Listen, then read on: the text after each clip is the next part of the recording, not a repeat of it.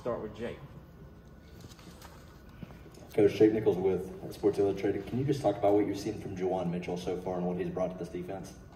The biggest thing with Juwan, with the group that we have, because it's so young and hasn't, they haven't had real collegiate experience, he brings a lot of that.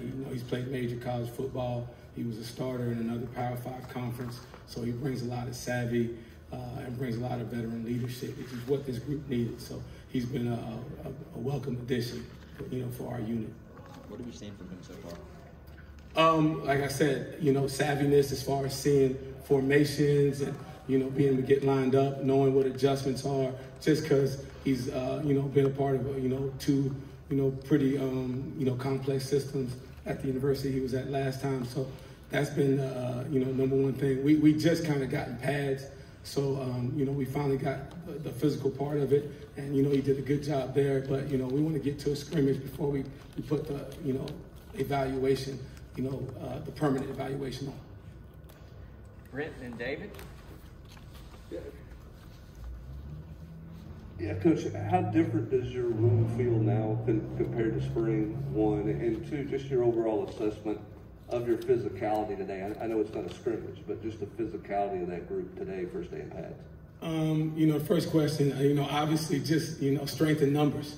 At the end of spring, I think we were actually repping maybe 5 guys, in that whole unit. So we were really, really thin, getting, obviously some of the guys that transferred in and getting, some of the guys back that were injured has been huge, Now we can get some quality reps and guys are not, trying to save themselves, just trying to survive practice.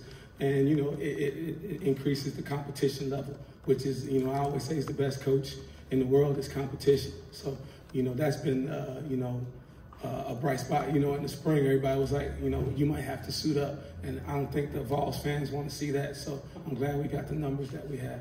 And your physicality today, even though it's not a scrimmage. Yeah, first day in pads is always an exciting day. I've been happy with it. Our guys, when we've been in, third tempo, which is just wrap up tempo, we've had guys that, kind of been a little too exuberant and taking guys to the ground. So when we get the opportunity, we had the opportunity to do it today. I thought the guys really stepped up and did a good job there.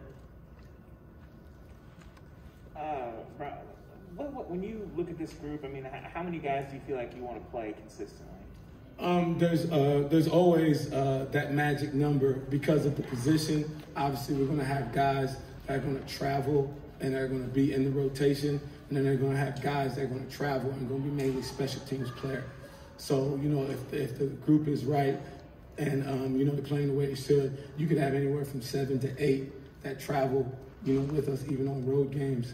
But as far as the rotation, you always would like to be 3 deep. And does that mean you're going to have 6 guys ready to play, or you're going to have 5 guys with one of them being a swing guy? But, rotation-wise, if, everything goes the way it should, you'd love to have 6 guys that you feel like you could put in at any time and would help you win a game. Ryan and Austin? Hey, Brian, just what are your thoughts so far on what you've seen from Mohan and also Aaron Willis, since he wasn't out there this spring? Both obviously young kids. Obviously with Mohan, I had a little experience with him from last year. It's just with him learning the system. The challenge for him was always how to play a stack linebacker because he was an edge rusher in high school. So he's been really good. He's been better than I thought he would be as far as the learning aspect of it and learning to read and react. It's just instead of just being an upfield pass rusher. And then as far as Aaron Willis, he's been a pleasant surprise. His biggest issue was without playing that COVID year, he really set himself behind just conditioning-wise, so he had to get his body back into playing shape. I feel like he had a good summer and has done that, and he's been a pleasant surprise so far this camp. Austin in the middle. Coach, when you look at the defensive side as a whole, I know your room kind of is a perfect example of this. You just talked about it, but how different does this defense feel having these new bodies on the defensive line, linebacker, secondary, and then 2, Jose Garland? How much growth have you seen from through spring practice to now? As far as the defense as a whole, I think we all feel it as coaches. I think they would say, per man, that, we feel like we're coming together as a unit. Obviously we were able to get, new guys, both freshmen and transfers at all 3 levels, and they're all paying dividends. And kind of like I said about the linebacker room, we feel like we have so much more depth, but, depth is one thing and quality depth is another. And we feel like we're really building that with the guys that we've brought in. And as far as Pat Garland has been, I think he's actually improved from the spring. He was another young man who came in as a defensive back and had to learn to play linebacker. And you can see the, progress he's made from the first day of spring to right now. And, we think he's going to be a big factor for us on defense this year. Patrick, then Vince. Coach, kind of a 2-part question. First, you didn't get to see Jeremy Banks in the spring. What do you kind of seen from him the first week about the way he practices and how he could fit? And kind of secondly, what those 2 linebacker spots, are they interchangeable? Is there a certain skill set you want at one and a different one you want at the other? Could you kind of maybe explain what the differences are in those 2 spots? Yes, sir. Jeremy Banks, he's one of my, favorite guys on the team. You're talking about a young man that I wasn't here, but had to overcome a lot just to get, here and be able to suit up for us. Obviously plays the game hard. He's 100 miles an hour, for every play. And the biggest thing with him, we're just trying to get him to play under control and, play within the system. But you never question his effort, never question his toughness. So he's been, a pleasant surprise. And I think as far as the positions, he, starting with Jeremy Banks, he's probably a prime example of a guy that can play both spots. We like to have them to be interchangeable. Obviously, our weak side linebacker, which we call our Will, is a guy that is probably going to play in space a little bit more, where you have to walk out on a receiver and, be a little bit more of a blitzer. Our Mike linebacker is probably more of our run defender. He's going to be in the box and have to take on offensive linemen, and make all the, coverage checks and front checks. So you'd like them to be interchangeable, but, they have specific skills. But I'll say this, based off of the offenses now with the spread, starting with our offense that we see every day, those guys really do have to be interchangeable because it's turned into a space game, and they're going to have to go out there and walk out over receivers and make plays. So we'd like them to be interchangeable athletically, but we do have their, specific skills for them, per position.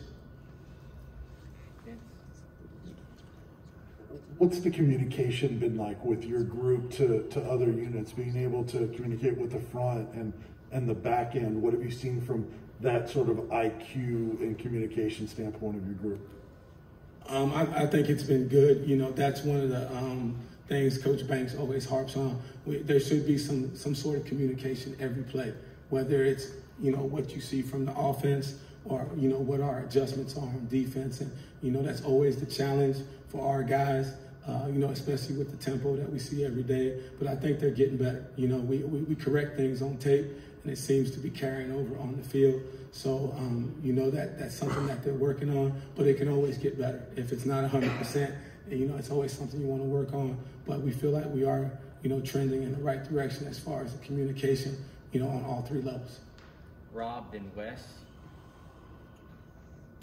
Coach, Morgan Joseph, has he found a home yet?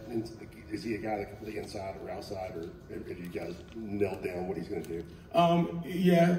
Morgan has been with us at the inside linebacker spot, and we have some, specific packages where we're going to try to use him, and as a pass rusher, because we feel like he does that, really well. His big thing is he's another guy that was an edge guy in high school, is learning to play, stack linebacker, because it's a difference, because you're more, read and react. And when you're an edge guy, you're more react and read. And right now, he's still trying to learn what to do as far as a stack linebacker. But he's been really good, our first 6 practices. Mojo is an interesting, player to evaluate, because he's such a good athlete. Sometimes he might look like it's taking him a little while to process, but when you really look at it, he's getting there faster than other people because he's, you know, such a good athlete. So we, you know, with guys like that, you want to make sure you put them in positions to have success. You don't want to keep, you know, pounding away, you know, trying to pound, you know, and take away from his skill set. So I think he's progressing, you know, at the rate that we want him to. Obviously, we want him to, you know, be a little faster and, you know, be able to play stack as well as become an edge rusher. But he's been, you know, through the first 6 practices, he's been good. Brian, I'm wondering what the leadership is like from that group within the players, because I know that there are some veterans in that room, but they haven't played a ton of snaps on defense. So how is that process kind of evolving there? I feel like with most things, if this defense is going to be, you know, what we hope it to be and what we plan for it to be, I think the leadership is going to be developed. I don't think we had an established leader in the room, and I think that, you know, the guys that are going to be vocal, they're going to have to be able to live it every day. And I feel like we're working toward that. Obviously, you'd like it to be a veteran guy, but we've put it out that, you know, anybody from a freshman to a senior, if that's what they feel like they can do, we want them to go out and lead. The more guys that are trying to lead, the better it's going to be. And obviously, the cream will rise to the top, and, you know, the guys will know who to follow. So it's a work in progress, but we have some guys that are, you know, are trying to step up to the plate. Last question, Trey. Only going up against, you know, this type of offense maybe 1 or 2 times this year, but you're doing it in a practice. How are you guys responding on defense to trying to be able to install what you guys are going to do for most of the season compared to going out here and being so up-tempo against your offense? That's the great part about with Coach Banks and his system. We're still installing the way we would no matter what the offense would be. And, you know, we will make the adjustments, and we kind of prep the players that way. Obviously, there's certain things we wouldn't do against our offense if it was a game scenario, but we want to get better for, you know, as a team and as a defense. So we have a normal install, and we kind of adjust the way we need to. We have our walkthrough periods where we can kind of go over what we think we're going to see on a week-in, week-out basis, you know, in the SEC. But, you know, like I said, that's the great part about with Coach Banks and how he's kind of done the install. We're going to go about it the way we would, you know, going against any type of offense, and it's worked out. It's worked out great. Do you think the players are picking it up on both sides, you know, trying to go up tempo a little bit, and then y'all are also trying to settle in what you're doing on defense? Yes. And you know, there's a fine line. The tempo does nothing but make us better because you have to be able to react very quickly with the way that they're getting lined up. And then you always have video to coach off of because you have the effort and, you know, as far as finishing plays, but you also have the video as far as formations and how you fit plays. So it works out the way it needs to. And like I said, I give Coach Banks, you know, all the credit because he's structured our install that we can actually go out and go play a game versus a team that's in 12 personnel, a team that's in 21 personnel, or a team that's in 10 personnel. And our guys would be able to be comfortable going out and executing a game plan versus any offense. Thanks, BJ.